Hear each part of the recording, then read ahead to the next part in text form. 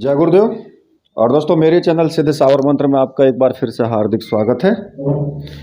और देखिए, आज की साधना में मैं आपके सामने जो मंत्र लेकर के आया हूँ वो एक पृथ्वी से गड़ा धन निकालने के लिए एक बहुत ही शक्तिशाली और प्रभावशाली मंत्र साधना है। देखिए, पहले मैं आपको कुछ थोड़ा सा इसके बारे में मैं आपको बता देता हूँ कि होता क्या है कि पृथ्वी से जो भी हम, कई बार तो हमको पता ही नहीं होता कि धन कहाँ पर गड़ा हुआ है, या कई बार पता भी होता है तो फिर हम उसको निकाल नहीं पाते।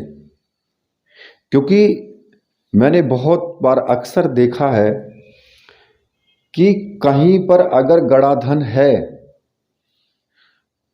तो वो गड़ा धन अगर आपके भाग्य में नहीं है तो वहां से वो खिसक जाता है। क्योंकि होता क्या है कि पहले टाइम में लोग, देखिए, बैंक तो हुआ नहीं करते थे। जो सोने की मोहरें होती थी या फिर चांदी की मोहरें होती थी, जो सिक्के होते थे, वो पहले लोग क्या करते थे कि मटके में या किसी भी चीज़ में उसको बंद करके और ज़मीन में गाड़ देते थे, उसको ज़मीन में दबा देते थे और उसकी एक पहचान रखते थे वो, कि भाई हमने यहाँ पर वो धन दबाया है। लेकिन कुछ टाइम बाद धीरे धीरे क्या होता था कि उस माया पर एक विशेष रूप से किसी भी प्रेत आत्मा का या किसी भी दिव्य शक्ति का साया उस पर आकर के विराजमान हो जाता था। और कई बार तो उस पर सर्प के रूप में भी वो शक्ति, कोई भी शक्ति हो, वो सर्प के रूप में भी मिलती है, जो उस खजाने की रक्षा करती रहती है। लेकिन अब ऐसा क्या हो कि हम उस शक्ति को कैसे हटाएं उससे, क्योंकि वो शक्ति जब हटेगी तभी हमें वो खजाना मिलेगा, तभी वो हमें मिल सकता है, वरना वो नहीं मिलेगा। और कई बार तो ऐसा होता है कि आप अगर अनजाने में किसी भी खजाने को लेने के लिए आप ज़्यादा उतावले हो जाते हैं और अगर बिना सोचे समझे उस पर हाथ डाल देते हैं तो कई बार तो वो मृत्यु तक का कारण बन जाता है। क्योंकि वो जो शक्ति होती है वो नहीं चाहती कि वो आपको खजाना मिले, तो क्योंकि उसका उसके ऊपर होल्ड होता है, पूरा होल्ड होता है उसका, उसके कब्जे में होती है वो चीज़। तो अब उस शक्ति को कैसे हटाएं? उस शक्ति को आप किसी शक्ति के द्वारा ही हटा सकते हैं। कहते हैं ना कि अगर कोई ब्रह्मास्त्र है तो ब्रह्मास्त्र की काट फिर ब्रह्मास्त्र ही है। तो इसलिए शक्ति को हटाने के लिए आपको किसी ना किसी शक्ति का ही सहारा लेना पड़ेगा, जो कि आपके कहने के अनुसार कार्य करे। ठीक है। अब होता क्या है कि जो धन, जहां पर जैसे कहीं पर धन गड़ा हुआ है, उसकी कुछ पहचान भी होती है कि जो जेठ का महीना आता है, ज्येष्ठ का महीना जो आता है, जो हिंदी महीने होते हैं, उनमें जब जेठ का महीना आता है तो आप देखेंगे कि जो भी जंगल में घास वगैरह होती है वो घास फूक जाती है, घास बिल्कुल एकदम फूक जाती है। लेकिन अगर कहीं पर धन गड़ा हुआ है तो वहां पर जेठ के महीने में भी घास बिल्कुल ऐसी रहेगी कि बिल्कुल एकदम तरोताजा, बिल्कुल हरी, एकदम हरियाली वहां पर छाई रहेगी, उतने ही घेरे में, चाहे वो 2 फुट का घेरा हो या 1 फुट का घेरा हो। लेकिन वहां पर वो घास पूर्ण रूप से ऐसे हरियाली और बड़ी बड़ी घास रहेगी कि जैसे कि बरसात के महीने में खेतों में घास हो जाती है, इस तरीके से वो जेठ के महीने में रहेगी। आसपास की सारी घास फूक जाएगी, वहाँ पर आपको केवल घास नहीं दिखाई देगी, वो फूकी हुई दिखाई देगी। लेकिन जहाँ धन होगा वहाँ पर वो घास बिल्कुल हरी रहेगी। दूसरा कि जिस स्थान पर धन होगा उस स्थान पर जो कौवा होता है वो मैथुन करता है। जिस स्थान पर आपको कौवा मैथुन करता हुआ दिखाई दे जाए जमीन पर, तो समझो कि वहाँ पर उसके नीचे धन है। ठीक है, लेकिन फिर भी अगर हर चीज़ हर तरीके से अगर देखा जाए तो ये सब चीज़ें जरूरी नहीं है कि सबके सामने इस प्रकार की क्रियाएं आ जाएं। लेकिन ऐसी कोई साधना हो जिसके द्वारा हमें पता लग जाए कि भाई धन कहाँ पर है, धन कितने नीचे गड़ा हुआ है और कितनी मात्रा में वो धन है। तो ये सब चीज़ें हमें पता लग जाएं और वो धन हमें दैव्य कृपा से सरलता से प्राप्त हो जाए। तो ऐसी भी कोई साधना है? तो हाँ है, ऐसी साधना ही मैं आज आपको बताऊंगा। इस साधना के द्वारा आपको ये भी पता लग जाएगा कि धन कहाँ पर है, धन कितना गहरा गड़ा हुआ है और धन कितनी मात्रा में है।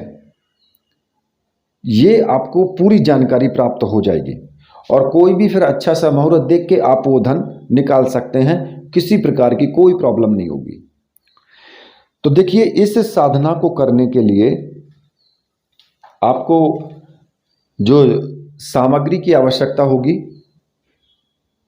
एक आपको कुबेर पात्र की आवश्यकता होगी, एक स्वर्णाकर्षण गुटिका और कमल गट्ठे की माला। ये 3 सामग्रियां आपकी मंत्र सिद्ध और प्राण प्रतिष्ठा युक्त होनी चाहिए। और अगर आपको ऐसी सामग्री चाहिए तो आप मुझे व्हाट्सअप कर सकते हैं। ऊपर मैंने वीडियो में ही व्हाट्सअप नंबर दिया हुआ है, वहाँ से आप मुझे व्हाट्सअप कर सकते हैं और वो सामग्री आप प्राप्त कर सकते हैं। इस सामग्री को लेकर के फिर आपको किसी भी शनिवार से ये साधना शुरू करनी है। साधना दिन में या रात में किसी भी समय आप कर सकते हैं। इसमें कोई ऐसा विधान नहीं है कि आप रात में ही करोगे। इस साधना को आप दिन में भी कर सकते हो। ठीक है, और रात्रि में तो इसलिए बताते हैं कि रात्रि में थोड़ा माहौल जो है वो शांत हो जाता है और एकाग्रचित आपका ध्यान हो जाता है, तो साधना में जल्दी सफलता मिल जाती है। सफ़ेद रंग का आसन होना चाहिए आपका। उत्तर दिशा की तरफ मुख करके आप बैठेंगे। एक घी का दीपक, सुगंधित अगरबत्ती, धूप बत्ती जो भी आपके पास है वो आप जलाएंगे। ठीक है, अब आपको मैं बता देता हूं कि किस प्रकार से आपको साधना ये पूर्ण करनी है, इसका क्या विधि है। तो देखिए, किसी भी शनिवार को आपको, जिस शनिवार को भी आपको प्रारंभ करना हो, चाहे आप दिन में करें या रात्रि में करें, दिन में या रात्रि में जिस वक्त भी साधना शुरू करें, उसी वक्त आपको रोज प्रतिदिन उसी वक्त साधना शुरू करनी है। इसमें आप सफ़ेद रंग के वस्त्र धारण करें। ठीक है, चाहे वो धोती कुर्ता हो, चाहे वो धोती ही धोती हो। सफ़ेद रंग का आपका आसन होना चाहिए और उत्तर दिशा की तरफ मुख करके बैठें। सामने जो आपने लकड़ी की चौकी रखी है, उस चौकी पर लाल रंग का वस्त्र आप बिछा दें। ठीक है, जो पूजा की चौकी है उस पर लाल रंग का वस्त्र बिछा दें, उत्तर दिशा की तरफ मुख करके बैठ जाएं और एक घी का दीपक और सुगंधित अगरबत्ती, धूप बत्ती जो भी आपके पास है वो जला दें और सामने ही माता की तस्वीर रखें। चाहे वो शेरावाली की तस्वीर हो, चाहे वो महाकाली की हो, चाहे वो किसी यक्षिणी की हो, किसी की भी तस्वीर हो, एक तस्वीर, माता की तस्वीर रखें। और साथ में ही अपने गुरु जी की तस्वीर, जो भी आपके गुरु हैं, अगर आपके गुरु देहधारी गुरु हैं कोई, तो उनकी तस्वीर रखें। और अगर भगवान शिव को आपने गुरु माना है तो फिर उनकी तस्वीर रखें आप। ठीक है, अब आपको सबसे पहले क्या करना है, सबसे पहले आपको भगवान या तो शिव की पूजा करें, क्योंकि अगर आपने भगवान शिव को गुरु माना है, अगर शिव को गुरु नहीं माना है, कोई आपके गुरु हैं जिन्होंने आपको गुरु मंत्र दिया है, तो फिर आप उनका पूजन करेंगे। सबसे पहले उनको हाथ जोड़ करके प्रणाम करें, कुमकुम से टीका लगाएं, उनको पुष्प चढ़ाएं, चावल चढ़ाएं, जो भी आपके पास है, धूप दीप अगरबत्ती जो भी है वो दिखाएं और गुरुजी से प्रार्थना करें कि गुरुजी मैं ये साधना करने जा रहा हूँ और इस साधना में मुझे पूर्ण सफलता मिले, ऐसा मुझे आशीर्वाद दीजिए। और गुरु को प्रणाम करके और उसके बाद एक माला गुरु मंत्र की जरूर जपें। और ये प्रतिदिन करना है आपको, ऐसा नहीं है गुरु पूजन पहले दिन ही करें बस, ये रोज होना चाहिए साधना से पहले। और अगर भगवान शिव को गुरु माना है तो फिर भगवान शिव का आपको उसी प्रकार से पूजन करना है और एक माला ओम नमः शिवाय मंत्र का आपको जाप करना है। ठीक है, जब आप इतना कर लेंगे तो जो आपने लाल रंग का जो वस्त्र बिछाया है, चौकी पर जो लाल रंग का वस्त्र बिछाया है, उस चौकी पर लाल रंग के वस्त्र के ऊपर कुमकुम पानी में घोल करके, चाहे किसी लकड़ी से बनाएं या फिर किसी लोहे की सीख से बनाएं, कैसे भी आप बनाएं, उस वस्त्र पर आपको एक यंत्र बनाना है। वो यंत्र का फोटो मैं आपको वीडियो में दे दूंगा, तो वहाँ से आप उस फोटो को देख करके उसी प्रकार से आपको वो यंत्र उस कपड़े के ऊपर ही बनाना है। और उसके ऊपर, उस यंत्र के ऊपर ठीक बीचों बीच आपको कुबेर पात्र रख देना है और कुबेर पात्र के अंदर स्वर्ण आकर्षण गुटिका को रखना है। ठीक है, और स्वर्ण आकर्षण गुटिका को रखने के बाद उसको जल से स्नान कराएं, फिर उसको पोंछ करके केसर का तिलक लगाएं उस पर और पुष्प चढ़ाएं। सामने अगरबत्ती, धूप बत्ती, दीपक जो भी आपने लगाया है वो भी आप दिखाएं। तो वो एक नॉर्मल पूजन करें। ठीक है, और माता का भी पूजन आपको उसी प्रकार से करना है। जो आपने तस्वीर सामने रखी हुई है उनके भी आपको पूजन करना है। जब आप ये पूजन की प्रक्रिया समाप्त कर लें, तब उसके बाद आपको जो कमल गट्ठे की माला है, कमल गट्ठे की माला से आपको मंत्र जाप शुरू करना है। और जो मंत्र आपको जपना है वो मैं बता देता हूं आपको। तो मंत्र इस प्रकार से है, ओम नमो भगवती सुमेरु रूप धराय महाकांताय काल रूपाय सर्व प्रेत पिशाच बाधा निवर्ते भूगर्भ द्रव्य परिलक्ष्याय फट स्वाहा। इस मंत्र का आपको 51,000 की संख्या में जाप करना है।